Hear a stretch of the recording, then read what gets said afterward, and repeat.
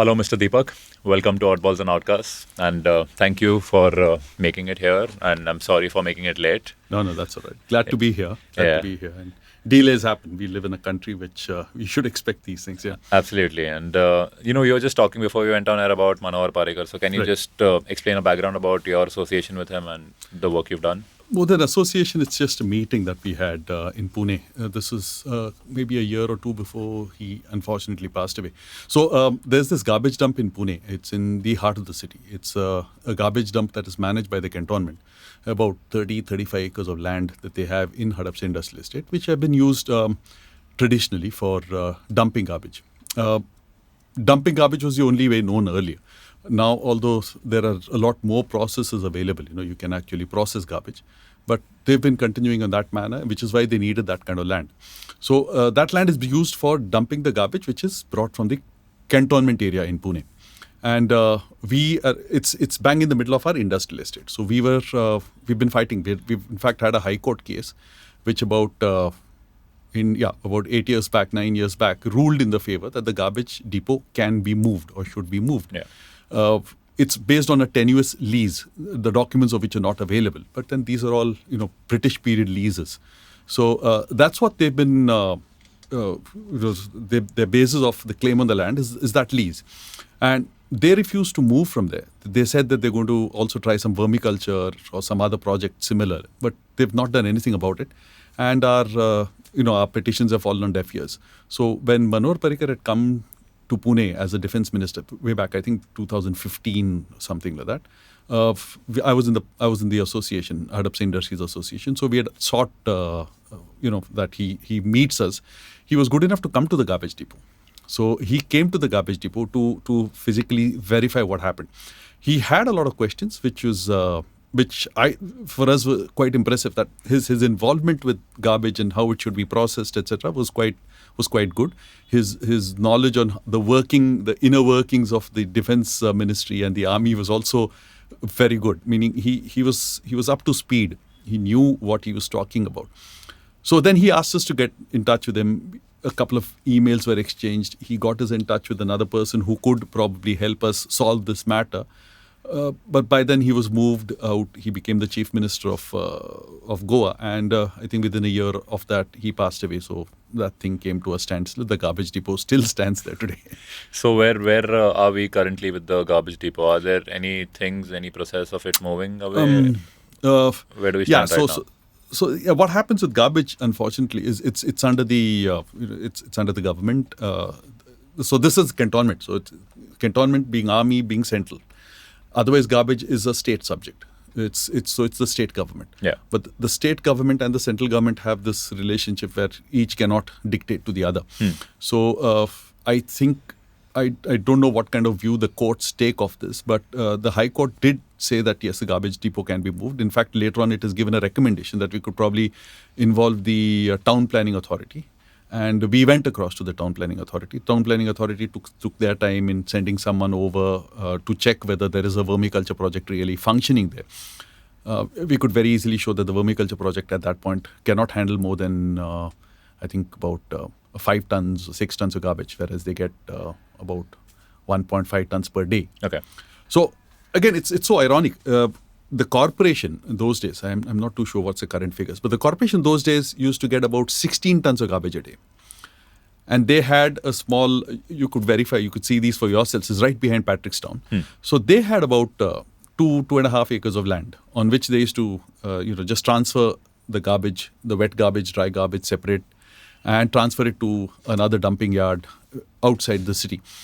Whereas the cantonment right next to them is sitting on almost 35 acres of land for just 1.5 tons of garbage a day.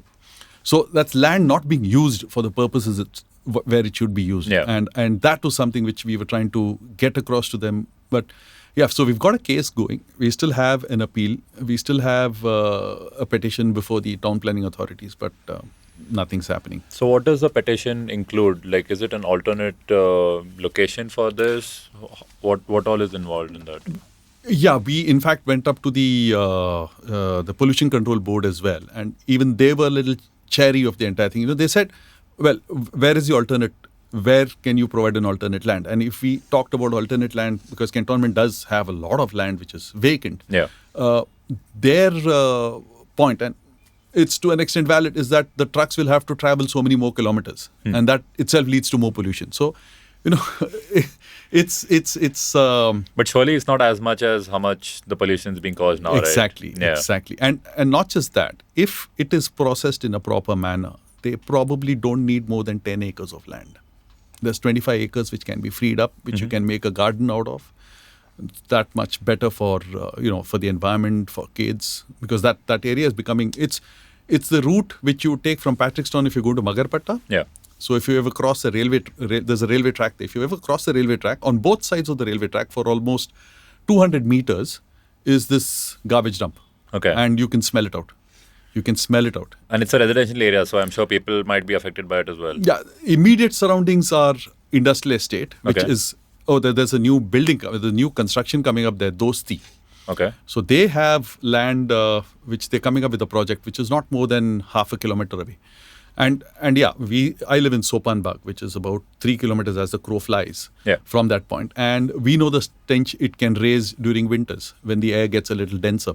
Yeah. So I'm sure people around it, everyone, Patrickstown residents have been up in arms against this for more than 20 years. So it's not that there has been no protests. There have been protests, but for some reason, it's just not the alternative which they can take. For some reason, they're not taking it up very seriously. And what about the environmental groups? Are you working with any of them, the NGOs? We did contact a couple of the environment groups. We had, I think, Asim someone. So he was contacted. They did come. They have visited the place. I'm telling you, the town planning authority has visited the place, and we have proven to them at that time that the vermiculture project which they're talking about, it's not at the scale at which they should be able to handle this garbage. Yeah. So it's too inadequate. Therefore, they're not serious about this. And they took note of it. But, well, it's the cantonment board. It's a central subject. Yeah, that's right. And that's the reason why things move slowly. It is difficult, and a lot of red tape and a lot of different departments and all of that. Exactly. And again, I think we're not able to protest strongly enough, probably. On our side, that's all we can say. Yeah. Magarpatta is pretty close. Magarpatta is probably 1 kilometer as a crow flies. So I'm sure all of them are victims of the stench. They could probably be smelling this on any winter evening. Yeah, and they're now probably used to it, so they don't feel like. I think the people who move there newly, they'll have more of an issue. That's the bane of our people. That's the bane of our country, I feel. Yeah. We tend to tolerate everything. Yeah. We tend to take things lying down. Yes. Yeah, that's true. But how did you get involved in all of this? The Hadapsar Industries Association. I was a part of a factory which was in the Industries Association, and yeah, I tend to sniff out problems. So hence I got involved. Yeah, so I was involved in the association, and from the association there's a National Society for Clean Cities. So we got involved in that, and then through the National Society for Clean Cities, because I did a little bit of understanding about garbage, the way it is being processed. Fact-finding, I went actually to photographs. So we have a big problem in our city of segregation of garbage. We don't segregate garbage. And that I think is a responsibility all of us share. Yeah. We don't segregate garbage. And that's where the problem starts from, You could go abroad. All of us have been abroad. We've been impressed by how there are 4 bins and 5 bins. Yeah. And each bin takes only the garbage, or people put only the garbage which they should. For some reason, we don't like to do it back in India. And then we give excuses that, we segregate, but the corporation people, they would dump it all together. Yeah. They don't. I've actually worked with the corporation garbage department for some time, and I know how they work. They don't. I've in fact I've said I'll offer anyone who wants to come and take a look at how there are 2 or 3 workers at the transfer depot in Hadapsar whose job is to segregate the wet and dry waste. Okay. They work in gumboots about 2 feet high, and they stay in that squelch and squalor. And my challenge is, you come there at about 12:30, stay there for about half an hour, and go back and have lunch. Not possible. The stench, what you see, because it's all food waste. There's a lot of food waste there. It's stinking, and these guys work there. And I've actually got a photograph of them after they finish at about 1:30 or something. They clean up. And they sit in an area just about 20-30 meters away from there, open their dabbas and eat. It's painful. It's heart-wrenching. And so I appeal, if at all, anyone listening, please, I don't care whether they mix the garbage down the line, but at least in your house, please segregate your garbage. And if you can, do some kind of composting. It's not very difficult. But when you say segregation, do you mean like wet waste and dry waste and plastics? Simple. Just wet and dry. Okay, so wet would be all food waste, vegetables, anything. That's that wet waste. Yeah. So anything that would degenerate. And dry waste would be paper, plastic. Ideally, you should have glass separate. Ideally, you should have electric equipment separate. And believe me, the corporation actually they've got terms for all of these. There is biomedical waste, so which would be your sanitary napkins, etc., diapers. So biomedical waste. There is something else for electric waste. There is something for construction and demolition waste. There's, of course, then there's paper and plastic. And there are different modes of disposal for all of them.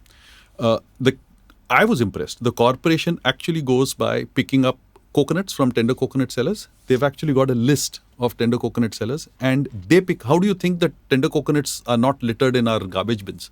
Because they don't decompose very easily. Yeah. But the cantonment actually goes and picks it up. So it's not that it's a little disorganized. It's not as well as we would have liked it in say a developed country, but they still are doing a lot of things. What's lacking is the responsibility from the citizens. Unfortunately, that is the truth. Okay, but you're saying this medical waste, supposing it's put with the normal waste, so are they manually taking all of it out, or are they just processing it together? Wherever they can, they do it. Okay, but that's still pretty painful and pretty hard, right? That's very bad, right? Yeah. That comes under scavenging. So that does happen because we do see there's a different system apparently. To anyone listening, so for biomedical waste, you're supposed to put it in a paper, and there's actually a red dot sticker which the corporation provides. So you should put the red dot sticker there on it so that it's recognized as biomedical waste and then treated separately. Biomedical waste is only incinerated, meaning it's burnt. Yeah. And if you have a doctor in your vicinity, in any housing society, if you have doctor or anyone in medical profession, you contact them because they'll obviously have something at their clinics. So the doctor in our society had offered to do that. That yes, I'll keep a bin here. You can keep all your biomedical waste here. And anyway, the PMC has got a tempo so you probably see it's a yellow colored thing with the biomedical symbol, biomedical hazard symbol on the side. Yeah. So those are the people who go by clinics, actually pick up biomedical waste. Okay. So corporation is doing quite a bit, which we don't know until obviously, I wouldn't have known had I not gotten into it myself. Yeah. But this is where I feel citizens' responsibilities have to be taken up seriously, and we need to do it. So. But in your society also, do they have different bins for all of these things? We do have. You all do. So you all have dry, wet. Do you all have a medical waste thing with the dot or something that way? We are supposed to. We are supposed to. That's all I'll say. We are supposed to. But, that's unfortunately, that's... but I think that's the case everywhere. Like, I don't think I've seen any society that has something dedicated for medical waste. The city corporation has in fact mandated that only dry waste will be picked up. Wet waste has to be composted on site by all societies. As per the, there's this solid waste management rules. Yeah. As per the solid waste management rules itself, I think all new societies are not supposed to give out wet waste at all. So it's not the corporation's responsibility, strictly speaking. But, like I said, in India, things tend to just continue the way they were continuing. And that's the reason why you just take a look at, there used to be this place called Urli Devachi on Solapur Road. Okay. Just about 8-10 kilometers away from Pune, which used to be a massive dump ground. So that is called, just dumping. That has been banned by the Supreme Court in 2000. Landfills. Okay. So you cannot have a landfill. So garbage dumped over time is a landfill. Now what happens when you are mixing garbage? A lot of hazardous wastes get generated there and they seep into the ground. And that in turn pollutes the groundwater. And then it causes all kinds of illnesses and problems. Yeah. So Urli Devachi was one such place which had this issue. They, the newspaper reports were there about 10 years back that the boys there were not getting. No one was willing to get married to the boys in that village or that town. Yeah, because of the stench and the garbage problems. So that was one of the problems, and several others: smells, health hazards, etc. All of that emanating from only one problem, that the people of the city don't want to segregate their garbage. Yeah. But when you're saying it should be composted on site, how is that possible? Like, what is the process for that? Every new construction has to have a dedicated area for wet waste. Okay. And the classic is 7 pits. Yeah, I think I've seen new constructions having Monday, Tuesday, Wednesday. So 7 pits. So that way. 7 pits. So the idea is, once you start off on a day, it takes about 7 days for that garbage to get a little slightly, not composted, but degenerated into a smaller mass. And then you can, you have to, there's a process there. You have to put in microbes so that you get micro powder. So you put micro powder and shovel it. Okay. And it takes about 15 to 20 days for that to become compost. And that compost is fabulous fertilizer. People are willing to pay 45 rupees a kilo for that. Okay. And there are people who actually do it and make money out of it. So there are organizations. Inora, I think, is one which I had heard of. Again, I'm talking about 7-8 years back. Yeah. So there are organizations which actually do this. In fact, so that's the thing. So for the plan to pass, you have to, the builder has to show this provision of 7 pits. So that's why you'll see 7 pits in all new societies. And they're supposed to use that for their wet waste. And only dry waste, that is all your paper and plastics and aluminum, etc., only that the corporation takes away. Okay. The reasoning behind it being, if that is taken, you can actually use it to generate electricity and things like that. So we actually have an electric waste to electricity plant in Pune. From here, I don't think it's more than 5-6 kilometers as a crow flies. It's in Ramtekadi Industrial Estate. Okay. So it was a German company, and I've actually visited that place. The reason they were not able to operate is because we were talking about the energy that in joules. So the energy, so that's burned, right? Basically, that's burned, incinerated, but under controlled conditions, so that the gases, so the smoke and the gases from there don't pollute the environment. So they reuse the flue gases, and those flue gases are then used to turn turbines, from which electricity is generated. That's the project. And that I think was a 2 megawatt project, and they were not able to generate more than 20% of that. That's 400 kilowatts. Why? Because the waste that came there was the composition of wet waste was too high. They can handle up to 20% of wet waste if there is 80% or dry. But I think in Pune, they were getting 40% wet and 60% dry. So they were not able to generate that fast enough. So they used to spend energy in trying to dry it out first. Okay. And then generate electricity out of it, which is one of the reasons why the project has not really taken off. So are they still there, or are they shut? That plant is still there. I have not gone in and checked what status it is as of now, but the plant is still there. I've seen it. I've seen it just about a couple of months back. But has this succeeded in any other places in India? It has. It has. We had heard of something succeeding in Delhi, Goa, famously. Yes. Okay. In Goa, under the stewardship of Mr. Parrikar, actually, I think they had 2 projects there. One of compacting the garbage and creating alternate fuels. So garbage is composted, and then you can create fuel pellets. And those fuel pellets are then used in furnaces by industry. All right. So that's one way. And then, of course, this waste to electricity generation. And for wet waste, vermiculture or any other kind of compost generation. And generally, on a larger scale, do you feel that the pollution is improved in the city, or do you think it's worsened? I have really not looked at the numbers. No, but just what do you think? What your interpretation of it is? No, it's definitely not improved. Not improved? No, definitely not. Even though there are so many measures being taken, so many initiatives started, the other Poonawalla group doing their bit. Oh yeah, cleanliness-wise, Aadhar Poonawalla group in the area they operate in, have been doing a stellar job. No question about it. Any morning when I go for a walk, I see them. They're there even before us, and they're picking up waste, and they've got dedicated areas. So they pick up waste, they repair potholes. That's one of the main brilliant things. Yeah. jobs.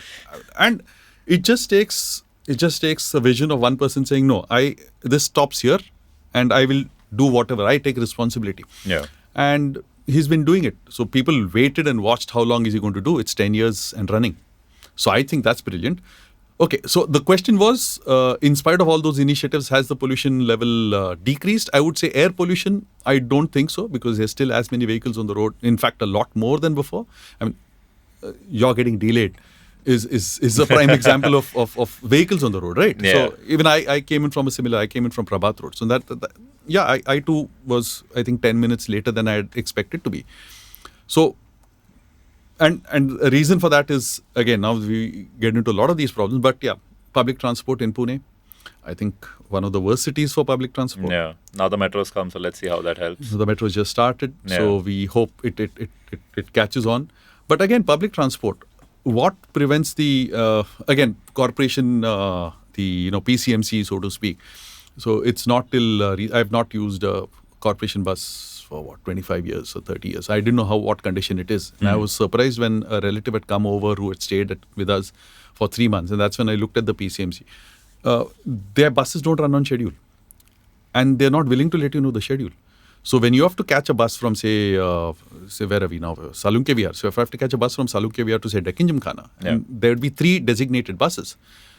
But what time are those 3 designated buses to come to the Salunke Vihar bus stand? No one knows. You have to wait. Yeah. So you think, between 2:15 to 2:45, there are 2 buses or 3 buses. Yeah. And then you have to wait. Now we have technology available. It's not too difficult to put in a chip in each of the buses. Yeah. And have an app which monitors. That's not expensive at all. I don't know why. Just things have not. Yeah. Yeah. But yeah. So these are things which, which I find difficult to digest. But yeah. And again, earlier I had a little more time. Now time is a little short. So hence I have myself, kind of dissociated from these things. Yeah. You've switched careers now. You're more into. You've started your own. Yeah, we started our own firm about. I just wanted to know about all about it. Like what led to the beginning of Roshnee Papad. Like it's quite a unique segue, right? You're moving from something waste management to like starting your own thing. My company or my day job, so to speak, wasn't waste management at all. I was running a factory which made capacitors. Okay. So one of the minor partners. It's basically a family business with my father's uncle in Bombay and us in Pune. So I was looking after the factory in Pune, and that's what got me into the association in the first place. So yeah. So after a while, I realized that the direction which I would have liked the company to take and the direction which it was taking wasn't the same. So I spoke to a couple of people around, and in the industrial estate itself, I had a person who was a mentor and who's been a brilliant mentor ever since. And he suggested, I asked him, can I get into food? He's in the food business. So he said, okay, let's. So we researched a few things and then realized that Indian snacks were an emerging field. So why not get into Indian snacks? And which is the best way to get into Indian snacks? The papad, which is a snack which all of us know and love and can make very easily, and use that as a stepping stone to move into the next level of Indian snacks. And we didn't want to get into namkeens and things because it's a done and dusted. It's a field which many people are in. Yeah. So hence we decided, let's get into these dried, storable snacks, which are papads. Mm-hmm. See which are the grains you can use. Papads have traditionally been made only out of udad or moong dal. So why not masoor dal? Chana dal is being used. There are certain regions in India like Rajasthan, Bengal, etc., where they use chana dal. But typically it is udad and moong dal. So we decided to get into the other grains, and then we started with the ragi, and then realized that the millet itself is another foxhole you can get into, a rabbit hole you can get into. Sorry. So we got into millets, and then we have got now products made from millets. So 4 or 5 different millets. The same format. We have grain-based sheetable snacks, so which can be stored and prepared at home, within a jiffy, and eaten, consumed, served, shared, etc. So that's the. So it started off with that. It started off with an idea that Indian snacks reimagining or reintroducing Indian snacks to the Indian public, and understanding that that is the original snack, what we got, in terms of your corn chips or potato wafers. There's history, right, which talks about potato chips being barely 200 years old. Yeah. Whereas we have got a long history of Indian snacks, which are probably a few thousand years old. So how old are the papads? Papads, I don't know if there is any mention of papad in the in the Charitra Samhita, which is around the time of the Vedas. But I wouldn't be surprised if it's something age old. I have not really gone into history to check or spoken to any of these pundits to find out when is the first reference of a papad. But yes, Indian snacks and these flattened, dried snacks which you make in the summer and eat around the year is definitely older than potato wafers or corn chips. So here it says that from historical records, passed on onto the subcontinent, the papad is at least 1500 years old. Yeah.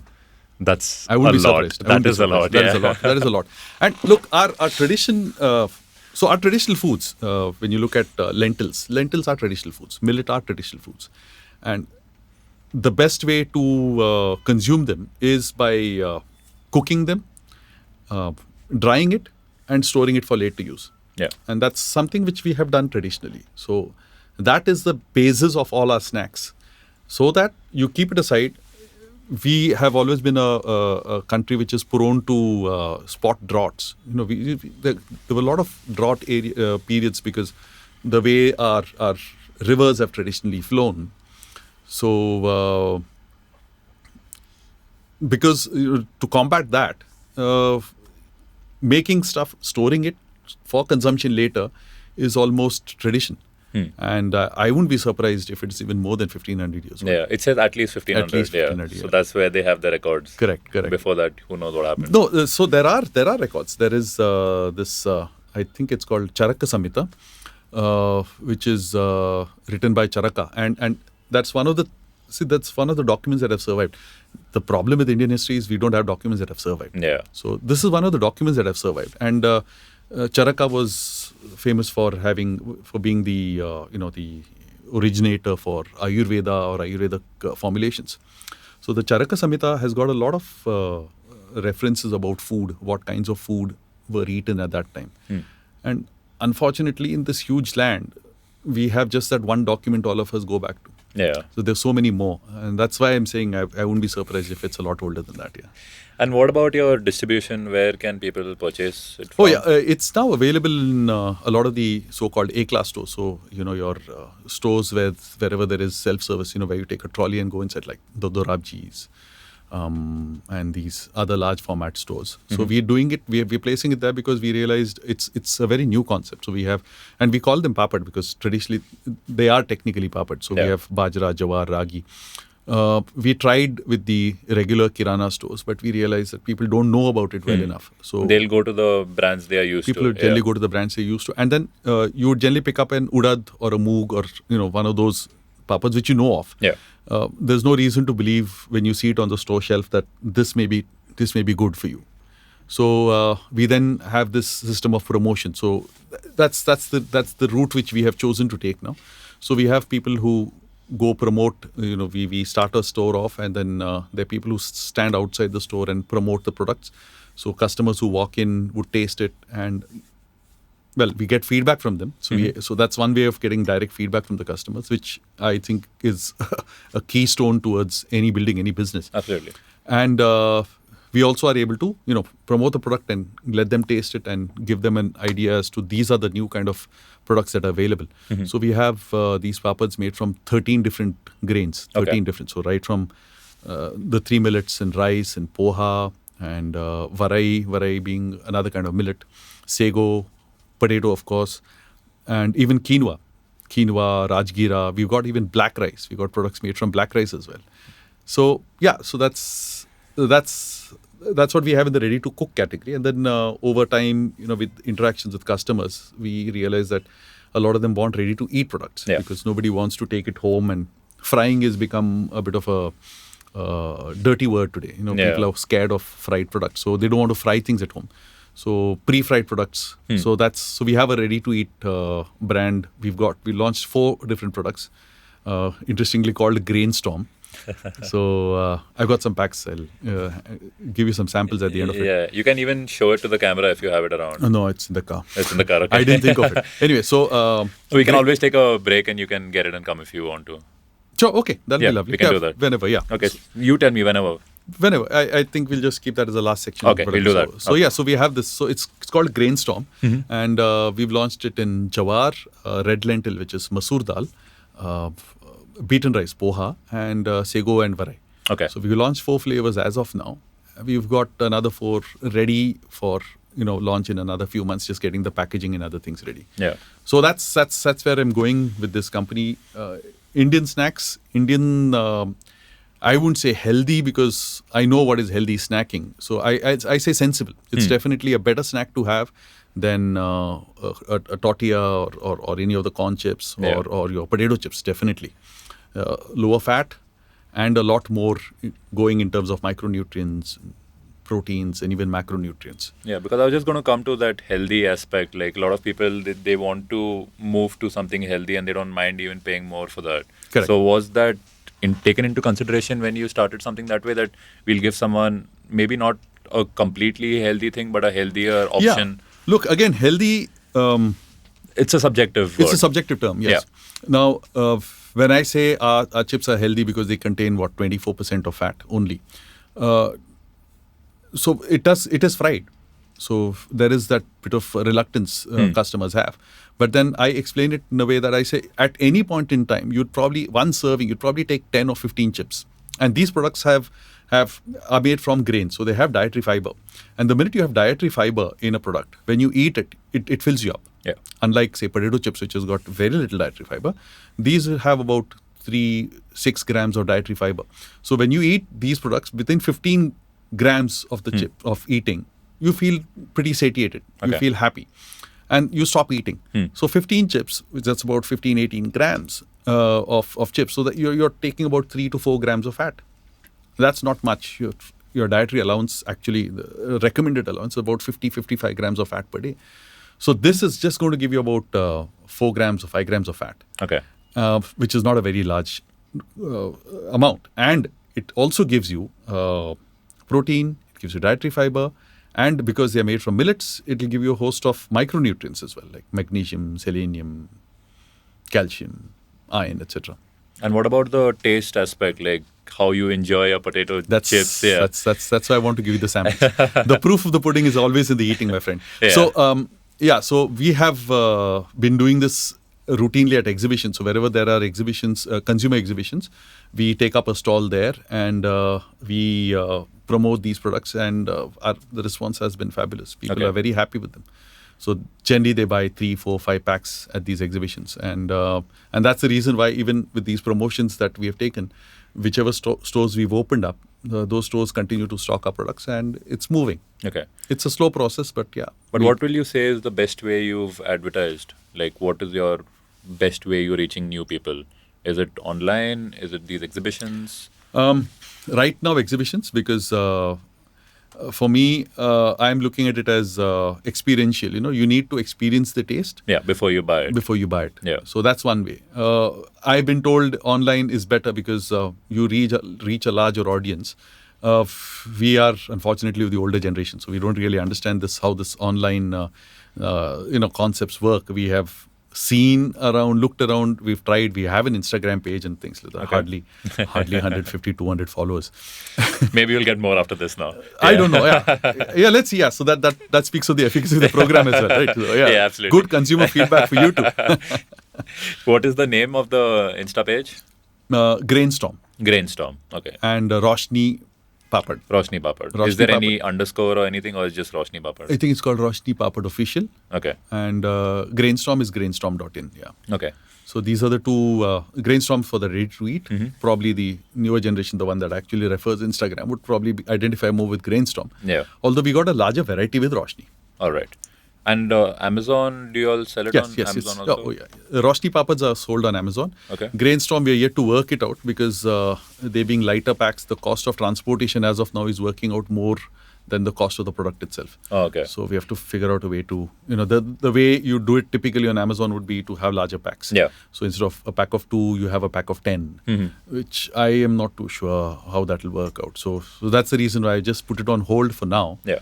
But yeah, that's the way ahead. And we understand that online is a way to reach larger number of customers, and that's how things should move. Yeah. And when you're dealing with places like Dorabji's and all that, how do you sell your product to them? Like, how can they, what reason will they feel that we need to keep this product? Do they undergo any tests or something? They have a qualitative assessment. Okay. They have a qualitative assessment. So there's, in fact, now it's very well organized. Earlier, used to actually have to meet them and show them the product, etc. And then there'd be people who sit there and evaluate. Now it's very well organized. You have to go onto the net of Dorabji new vendor. There's actually a page which you have to fill up. It's a form. You fill up the form. They give you a vendor code, not a vendor code, a new vendor, some code. You have to apply that. You have to stick this code on to your pack of products and leave it at the Dorabji store. Okay. And within a week or 2, they get back and say, okay, now, whatever, the next stage, prices and margins, etc., etc. Okay. So they have an evaluation process to answer your question, yeah. All right. And the margins obviously vary from product to product, or it's complete all across the board? Yeah, you need to fill up the form, yeah. So it's a very clear format. It's a very clear format. And they are generally easy to deal with, these kind of, not just Dorabji's, but general stores? Yeah, it's not very difficult, but again, there is a big reluctance to new products. Yeah, that's huge, true. Especially a new product coming from, an MSME or a small manufacturer. Yeah, there's a big barrier there. It's difficult. It's far easier for a Britannia or a Parle or a Lay's to introduce new products than it is for any of us. So again, that's a path I've chosen about 4 years back, and we just finding our feet there, falling and taking support from other manufacturers, other people in who are traveling by on the same path as us. Okay. So we now I've got about 5 or 6 different friends. All of us have got quality products, good quality products, and we know it from having experienced it ourselves and from hearing consumer feedback from people around. So good quality products, and we are exploring ways in which we can work together. And I think that's probably something which might work. I'll tell you in a year or 2. When you're on next time, probably you can have some more news to share. Hopefully, yes. Hopefully, we look forward to that. Yeah. And what about the production? Do you have a factory set up where? We have a proper factory, Hadapsay Industrial Estate. In fact, I invite you to come there. That's where it is. Yeah, it's in Hadapsay Industrial Estate. So to me, everything in the last 25 years, 30 years of my working career has centered around Hadapsay Industrial Estate. I've been fortunate enough. I've never had to travel too much to work. Yeah. 10 minutes, 12 minutes tops is what it takes to go. It takes a little longer sometime to come back, and that's because of the traffic. Yeah. But you stay in a good area as well, and it's pretty convenient. Yeah. So that's good. Yeah. God's been kind. Yeah. So what are do you have any long-term plans for it apart from the collaboration with friends? Do you see yourself launching any new products, something that way along the line? Yes. In fact, so we have, it's not that we have exported a bit. In fact, our products, our raw products are, as we speak, being served in a couple of restaurants in the UK. Okay. So it's gone to the UK, it's gone to UAE. There are a few places in the UAE where it's being served. We've in fact sent Grainstorm to the US, and first week of September, the first shipment should be reaching California, New York, Texas. So we've had some through again merchant exporters, because people like us find it very difficult to get a large container shipped. Finding a customer there is very difficult. But so we've started that. So there has been a couple of consignments to the US, UK, UAE, and in the past we've also sold to Kyrgyzstan once. During there was some shortage of food products, and then we were contacted through somebody else. So we had a few That must have come as a surprise to you. That right? came as a surprise. That was a surprise. So we are awaiting their feedback. That was about 8-9 months back. Okay. So we've sent to Kyrgyzstan. We've sent some products to Bangladesh. So yeah, it's going that way. It's slowly becoming a global. The mics are really strong. You're getting the. I'm surprised. Yeah. Okay. So it's basically taking baby steps towards becoming a global product. Hopefully, yes. Yeah. Hopefully. Yeah, I look forward to that. But yeah, definitely, what we are hoping to do, what we are very clear we're going to do is we're going to go about it very, very ethically, meaning principled. We ensure that the products we use are of the highest quality and maintain absolute hygiene in our plant. So I would actually, if you could spare the time, yes, to do come over. It'll take you just barely 15-20 minutes to have a run around the plant. Yeah. See the plant. It's nice. So it's a labor of love. We've really we've taken pains to ensure that we put the right things in place. Products are entirely almost, I wouldn't say entirely, but almost untouched by hand. Dried completely indoors, which is a novel thing because papads are mostly dried in the sun, and they have the trappings of all dust and insects and animals. Yeah, being a Sindhi, we dry out 100 papads at once and then we have it for the next 3 months. Correct. So if you make it at home, you've at least got the hygiene part of it taken care of. But most of these which are made in companies, which are made in so-called factories, for Urad papads, it's easier because that drying period for an Urad papad is barely 20 to 30 minutes at a decent temperature. Mm-hmm. But for the other ones, the ragi, rice, jawar, etc., the drying time can be 4 hours, 5 hours, 6 hours. Yeah, it's crazy. So you have to dry it out in the yard. And when they dry it out in the yard, there is no way you can prevent elements, especially unwanted elements, from getting into it. Yeah. So ours are the only papads which are completely dried indoors in these. So that's an innovation which we have researched, we found out how it can be done, and we do it all in our factory. That's so how do you all generate the same kind of heat that sunlight does and the sun does indoors? Yeah, so this is something which is a topic of study, right? Yeah. The machinery available allows you to go up to temperatures as high as 90 degrees, 95 degrees, but then that's artificial. Yeah. Natural sunlight in the sun on a hot day will never exceed 50, 54 degrees. So we have ensured that. So we keep we keep a limit there. So not more than 52 degrees. And we have also simulated atmospheric conditions to ensure that drying takes place under natural conditions. Yeah, so there will be humidity. Controlled, yes. Right, controlled. Everything is controlled in that way. So yes, we've used science, we've used engineering wherever we can. But the attempt has always been, like I said, the ethical attempt has always been to keep it as natural as possible, as nature identical as possible. Okay. And how many employees do you have working there? We have about 9 women there, and it's a completely women organization. My wife is the one who handles that entire process.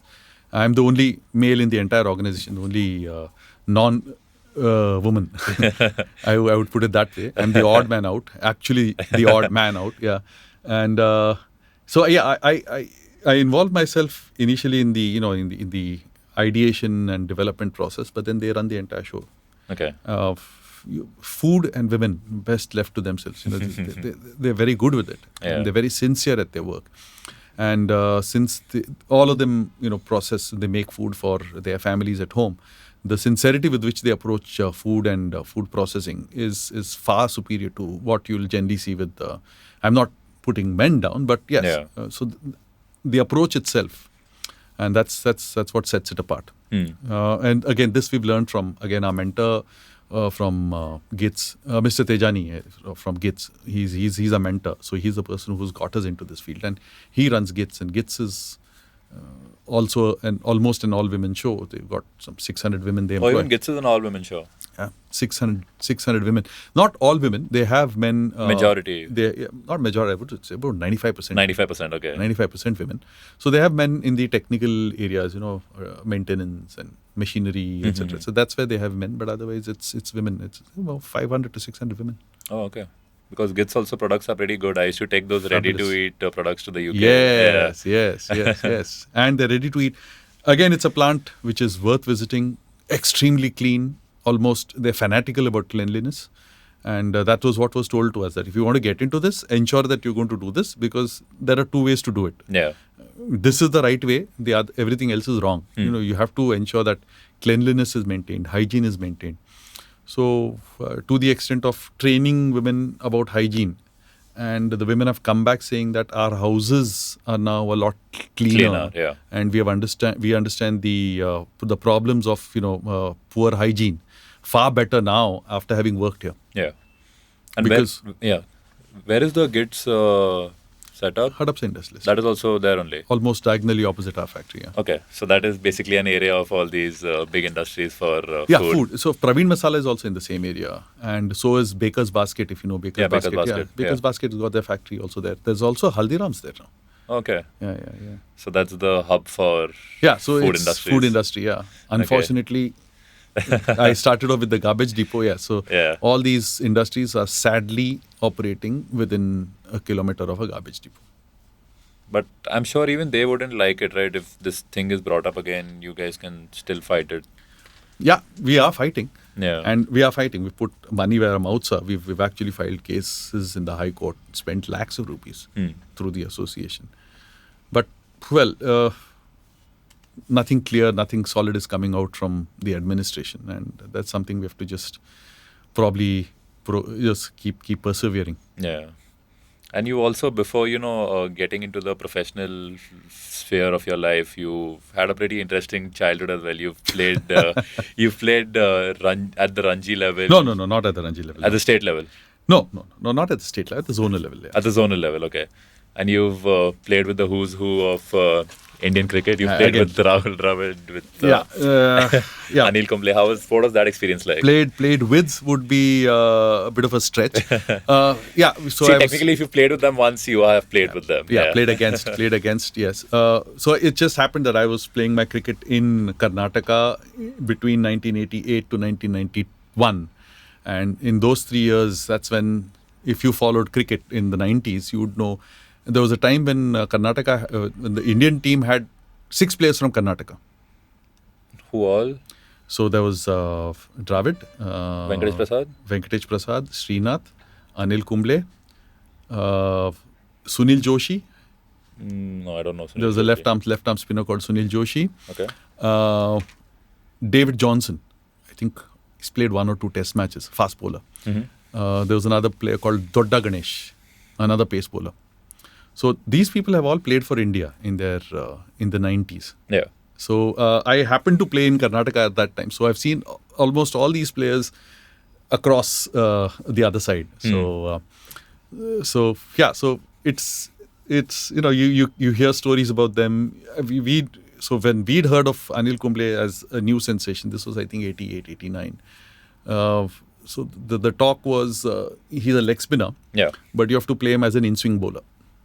Because of his pace and the height from which he used to deliver the ball and his remarkable accuracy, the ball would always land at the same place, but it would also curve in the air. So if you've followed cricket, you know when spinners get a bit of a curve, a swerve in the air, they call it the drift. So Anil Kumble's fast pace leg spinners would actually drift in, and everyone knows he didn't turn the ball much. Yeah. So it would basically be an in-swing and at a good pace, almost at a medium pacer's at our level, medium pacer's pace. So, but at that age, did you know that he's going to make it big? We didn't. So we knew his accuracy was legendary, and it was I think in the 88-89 period when during one of the there was a zonal tournament called S.A. Srinivasan Trophy in Karnataka. Where routinely he was picking 4 wickets, 5 wickets, 4 wickets, 5 wickets every match. And he was a name which we feared. Okay, you're playing against, I think Banks and Industries, that was the team he played for. Okay. So Bangalore had 4 teams, Banks and Industries, Bangalore Zone, Bangalore City, and another. So whatever. So he used to play for one of them, and he actually was a fast bowler earlier. So I don't know if it's documented anywhere, but we know this, that he used to be a pace bowler, and then he switched over to leg spin, and he was heavily influenced by another great leg spinner of Karnataka, B.S. Chandrasekhar. So he's had some kind of mentorship, coaching, influence with B.S. Chandrasekhar, which is what led him to become what he became. So yeah, so about Anil Kumble, that's what we used to say, that you have to play him as an in-swing bowler. And he did well. And from what I remember, he was selected for the state, he was selected for the India under-19, and he was selected for the India team. Okay. Within the span of a year. That his rise was quite meteoric. Yeah. And did you ever get to play him? Like face him? I've never faced his bowling. No. Okay. I've never faced his bowling. Although I've got a lot of other players from my team who have actually faced him, and we were in the same team. So which team were you in? Mangalore zone. Okay. So we've actually had. So this is something which we know. We know that he used to almost bowl like a fast bowler, and his ball, the balls he used to bowl, we used to get a good drift, and that is why he was a very difficult batsman to face. Yeah. So right at the beginning, no, we didn't watch. We didn't know that this is a player to watch for.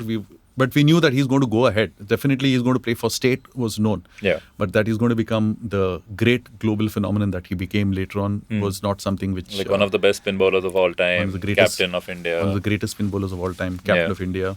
And, if it was not cut short, probably he would have been a great coach too. That's true, yeah.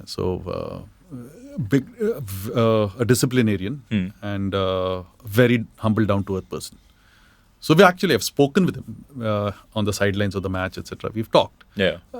Again, those days there was no reason, but even otherwise, I've had interactions with him at the KSCA later on, also in Bangalore, after he became what he became, and even then, absolutely down to earth, a very humble guy. Yeah. A very good guy. But with Rahul Dravid, we knew he's going to go somewhere. There was that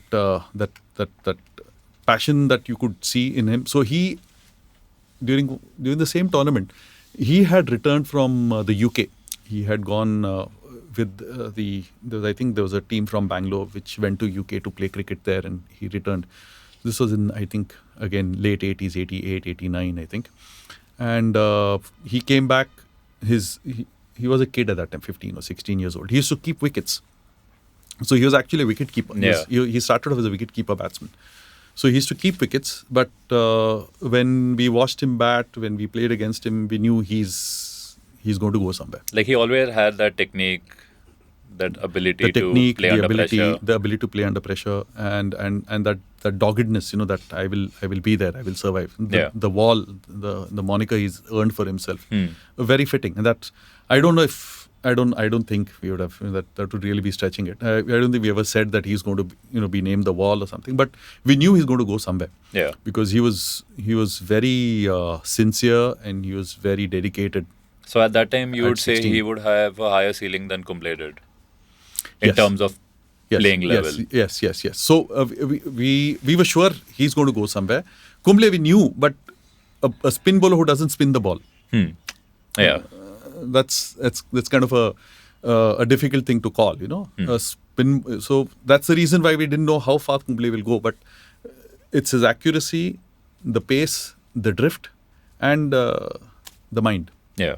So these are things which he had going for him. And of course, the ball would, after pitching, it was almost exploding, which is why he earned the moniker Jumbo, right? Yeah. So at our level, probably we didn't understand where he would go with it. But so Kumble was that. Srinath was another bowler whom we knew was probably destined because he was fast and nippy. So Srinath's balls, whatever he would bowl would again, they just spit at you after pitching. So he was someone who again improved within a year or two of making it at the higher levels. So in any sport, I think what's most important is how do you improve your level of the game with a greater opposition, and that's when they while blooding youngsters into a team, they say, is he ready yet? Yeah. So that ready yet are his performances moving notches higher? Is he able to improve the level of his game? So I think with all these players, what we have noticed is that their performances would move notches higher every second, third time we would watch them. Yeah. And that's when you know that this player is going to go ahead.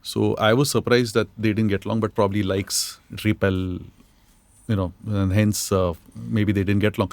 Dravid is a lot more statesman-like than Kumble probably, which is why he's able to hold his ground. And I think, understanding the Indian context, I think it's good to have a coach like Dravid. I wouldn't say Dravid is very unlike, say, John Wright, who was probably, and who's that? Gary Kirsten. Who are probably the best coaches India have had. Yeah. And I think there's somewhere where you can draw a line in terms of their approach, their entire mental makeup. Say, Gary Kirsten, John Wright, and Dravid. So there's no reason why Dravid cannot take it up. He'd probably take a little longer to find his feet exactly as to where he can push hard and where he... So that's about it. I think Dravid just needs to know where he can push hard. But do you think this World Cup might be his last shot, along with a lot of senior players? Like, supposing if India performed dismally, like it's a home World Cup, there are expectations of India at least reaching the final, if not winning it. Yeah. So you say, supposing it's like I'm not too sure of the format, like a quarter-final exit sort of, where they don't even make it to the semis. I think up to the semi-finals, there's no reason why they should not. Every tournament that has been played in the subcontinent, India has made it to the semis at least. Yeah. Every time. The conditions are favorable, honestly. But I am not very comfortable with our batting. I don't think our batting is really there. A little top heavy, meaning depend too heavily upon the stars of the day. And I'm not saying two stars of the day, whoever they be. It could be a Shubman Gill one day. Yeah. But then somehow he becomes the main draw. It's just Shubman Gill, and then everything's played around him. Yeah. So rather than have two or three such pivots, for some reason in the last few years, what I have noticed is we are sticking around to just that one pivot. Other than in terms of batting, rather than the glory days when there were four pivots, and at least two of them would show up on any given day, two or three of them, sometimes all four. I see that being a weak link for us in the World Cup. I have really not followed cricket very intensely in the last few years, but yeah, I think that's where we fell short in the earlier World Cup as well, and in the Champions Trophy tournaments as well. So I think that's the batting is going to be a bit of a chink. If we get our full bowling lineup of Bumrah and Shami and Siraj and all, very good bowling attack. Yeah, I think the spinners are also going to play a huge part. And of course the spinners, Yeah. So we're blessed right now in the bowling department, but I think the batting department needs a little bit of work, and that's why I think a slightly longer rope to Dravid would probably help. If not this World Cup, but he'll help build a team which will be as formidable as the batting was in the glory Fab 4 days. Yeah. And what do you think about the approach to captaincy? Like, they're just giving it to Rohit Sharma because he's the most experienced player. Like, when they gave it to Dhoni, they saw a leader in him. When they gave it to Kohli, they saw a leader in him. Yes. In Sharma, they just see someone who's the most experienced. So, do you think that's the right way to go about things? Because even under Kohli, even though we've not won a World Cup, he's still been a successful captain. Yes, he instilled that aggression. Yeah. He instilled that can-do spirit. This is definite, and that sincerity to the cause. I was the fire in the eyes of the players. You could see it was different when Kohli was captaining. Yeah. Rohit Sharma is seen as a tactician, and I don't know. Maybe he is a tactician, but I think in his approach, I have watched him for the last 13, 14 years. I think that that hard spark that we will do it no matter what, I think that is missing. Some place I think he does get a little complacent and just kind of lets go. I think that's a problem which you can see in his batting. You can see in the way he builds innings sometimes. Everything's going well, suddenly he just throws it away. And if that kind of mentality is there somewhere in the captaincy, it doesn't bode well, which is probably why the team has not really held on and driven home the advantage. That what you call the killer shot. Yeah. The final killer punch. That's something which is missing. Yeah. Unfortunately, like you said, they don't have those pivots. Like if they have a bad start, you can't pinpoint, okay, this guy's going to bail us out, this Yes. guy's going to do that. Yes. Where that thing was there with Kohli initially, yes. which is not there anymore. It's not there anymore, yeah. And there's like nobody who's really stepped up. You have Surya Kumar who'll have good moments, but then you'll have inconsistent moments. Exactly. Yeah. And with someone as brilliant as Surya Kumar, I think inconsistency is to be expected. He's brilliant because he's brilliant, and that has that the inconsistency that will go on with it. He's a great inventor. Yeah. Wonderful to watch when he pulls it off. But yeah. And is it because the game has become so, I wouldn't say batsman friendly, but more entertainment friendly, is why people of your generation have probably tended to stay away? I mean, I'm the same. I don't enjoy the IPL as much as I used to, and I feel that's because it's taking away from the beauty of the game. Yeah. So is it something you relate to as well? Yes. The game has definitely become more entertainment friendly, and by context or by induction, it's become very batsman friendly also. You don't see in the last 10 years, you cannot come up with more than 5 or 6 really class bowlers who've played in the last 10 years. You don't see bowlers of that nature, which is why if you look on the other side, you see batsmen's averages are just on a graph up. Yeah.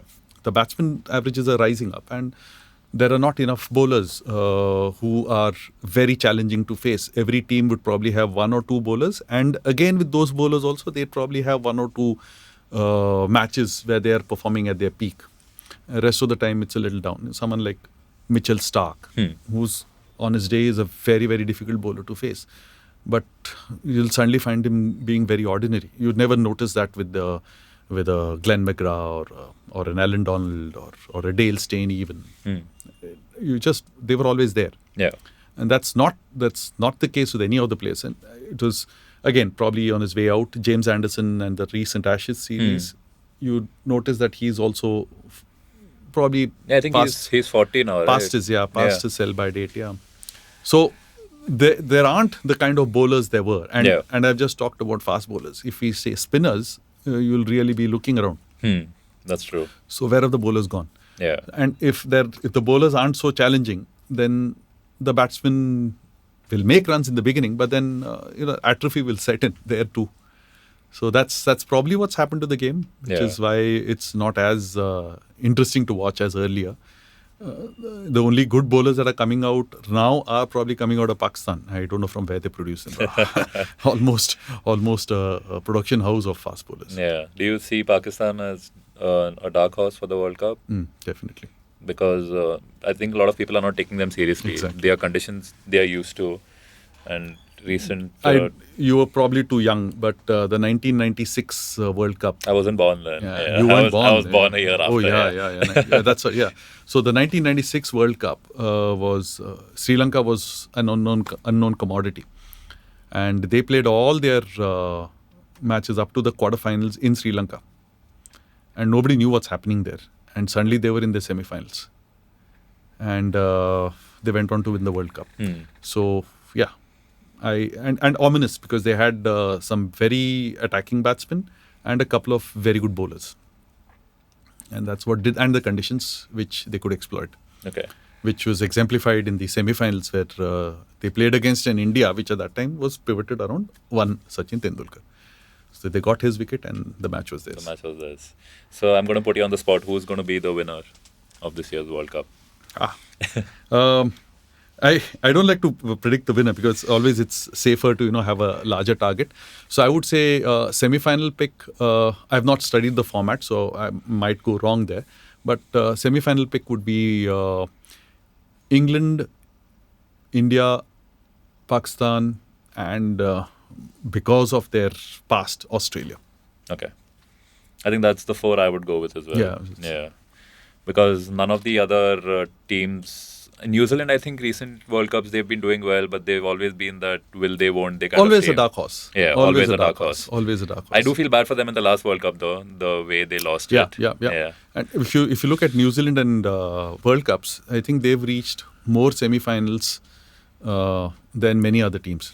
I think they've reached more semi-finals than even West Indies. Yeah, and they've not won the World Cup yet. Yeah. So it's sad. Yeah, but Last year, it would have either been New Zealand. I think the popular favorite was like the People's Princess Diana. Like that, the people's winner was New Zealand. Yeah, yes. And I think everyone just likes to hate against England. Like nobody wants England. Nobody roots. The neutral will never root for England or Australia. Yeah. So that's the kind of thing. And do you want to get the papad now? Yeah, sure. And I think that's a nice way to wrap things up. So before we go, why don't you show your products to the camera and tell everyone where they can order them from? So it's a brand name Grainstorm. So this is Jawar. So we call it Jawar Rustic Spice. So it's basically Jawar chips with some interesting rustic spices. This is Sego and Varai, which is Sabudana, and Varai, which is a millet. Then there is tangy beaten rice, poha. So this is again very popular with the youngsters because it's nice and tangy. And this is red lentil. So that's masoor dal. So, well, they're available in all the Rabji stores, of course, and also a few large format stores in the Kothrood, Aund, Baner, Kharadi areas. And our numbers are there on the back of the pack. You can always contact us. Get on to Grainstorm on Instagram and get in touch with us. We can have packs delivered to you. And what is the name of the website if people want to have a look? Grainstorm.in. www.grainstorm.in. Okay. And does Roshnee Papad also have a different website? Yes. That's called RoshneePapad.com. Okay. So they've got your Instagram, they've got the websites. Any other places they can get in touch? Telephone numbers, WhatsApp, WhatsApp. Okay. Yeah. And I think, thank you for making it. It was great talking to you. Thanks a lot, Pranav. Thanks a lot. I think we had planned to speak a lot more, but I think I'll have you on soon and then we can speak about those other things. About your love for the Beatles and law and all of that. Oh, yeah, Beatles. Beatles, yeah. That actually, Beatles deserves a podcast. It deserves a podcast of its own, that's true. But any final words? Nothing. It was great. And I do hope, in terms of things like pollution, garbage, etc. I do wish if people hearing this, so if it can really help in making a difference somewhere, because that's an area where we are failing, honestly, as urban educated human beings, we are failing. We are failing our country. So hopefully things change for the better. Look forward to that. Look forward to that, Pranav. Thanks a lot. Great initiative by people like you to get in touch with us of the yesteryear generation. Yeah, I always knew that whenever I start something like this, I'll want to speak to you. So I'm glad I did. Thanks a lot. And thanks for making the time. Thank you. Glad to be here. Sure. All the best. Thank you, guys. Bye-bye. Bye.